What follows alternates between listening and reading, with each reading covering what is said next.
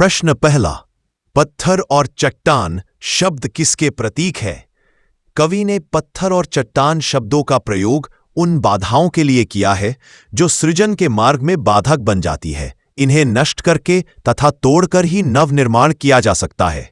धरती को उर्वर बनाने के लिए जिस प्रकार पत्थर और चट्टानों को तोड़ना पड़ता है, उसी प्रकार सृजन कार्य के लिए मन की ऊब और खींच को भी मिटाना पड़ता है। इस संबंध में पत्थर चट्टान मन की ऊब और खींच के प्रतीक बन जाते हैं। प्रश्न 2, भाव सौंदर्य स्पष्ट कीजिए। मिट्टी में रस होगा ही जब वह पोसेगी बीज को, हम इसको क्या कर डाले इस अपने मन की खींच को? गोड़ो गोड़ो गोड़ो। उत्तर, इन पंक्तियों का भाव यह है कि मिट्टी का उपजाऊपन ही बीज का पोषण करता है और उसे फसल रूप में आकार देता है। मिट्टी में यदि उपजाऊपन रस नहीं होगा तो वह बीज का पोषण नहीं कर पाएगी। ऐसे ही मन की स्थिति भी होती है। जब तक उसके अंदर खींच विद्यमान रहेगी, उसकी सृजन शक्ति उससे प्रभावित होती रहेगी। अतः सृजन के लिए खींच को मन से बाहर निकाल करना होगा। इन पंक्तियों में कवि धरती के माध्यम से मनुष्य की खींच को बाहर निकालने के लिए प्रेरित करता है। गोड़ो शब्द की बार बार आवृत्ति कर कवि ने यह संदेश दिया है कि मन रूपी भूमि की बार बार गुड़ाई करना अत्यंत आवश्यक है। इससे बाधक तत्व हट जाएंगे और सृजनात्मकता को बढ़ाया जा सकता है।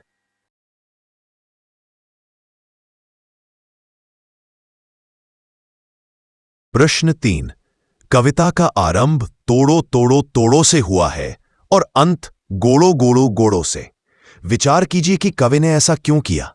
उत्तर, कवि ने ऐसा इसलिए किया है क्योंकि पहले वह चाहता है कि नवनिर्माण करने से पूर्व जो निरर्थक, व्यर्थ तथा बाधक तत्व हैं, उन्हें नष्ट कर दिया जाए।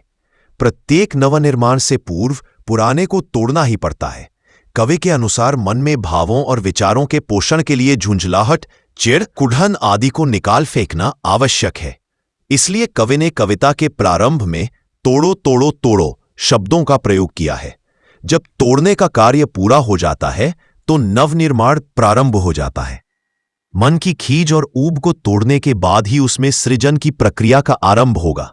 यह प्रक्रिया ही गोड़ना है। इसी सृजन को महत्वपूर्ण तथा सफल बनाने के लिए कवि ने गोड़ो गोड़ो गोड़ो शब्दों का प्रयोग किया है।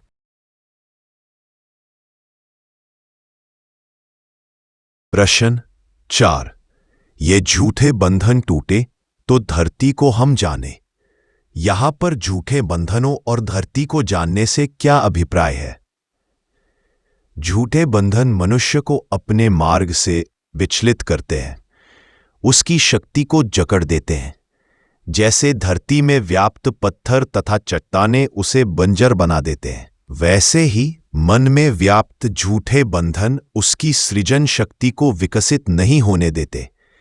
धरती को जानने से अभिप्राय है कि धरती में इतनी शक्ति होती है कि वह समस्त संसार का भरण पोषण कर सके, परंतु उसमें व्याप्त पत्थर और चट्टानें उसे बंजर बना देती हैं। अतः हमें उसकी शक्ति तथा उसके महत्व को समझकर उसे खेती योग्य बनाने की आवश्यकता है।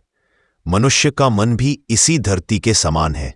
यदि वह शंकाओं, झूठे बंधनों के जाल में फंसा रहेगा तो अपनी सृजन शक्ति का नाश ही करेगा।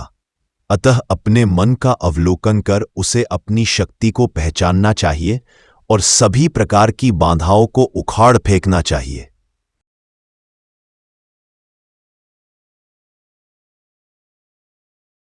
प्रश्न 5, आधे आधे गाने के माध्यम से कवि क्या कहना चाहता है? उत्तर, इस कथन के माध्यम से कवि मानव की अधूरी क्रियात्मक शक्ति को बताता है। वह कहना चाहता है कि जब कवि का मन ऊब और खींच से ग्रस्त होता है तो वह सार्थक साहित्य की रचना नहीं कर सकता। उसके गीत आधे अधूरे निष्प्राण से प्रतीत होते हैं। मन जब उल्लासित होता है तभी पूरा गाना निकलता है। मन की ऊब और खींच को मिटाकर ही वह सार्थक रचना कर सकता है।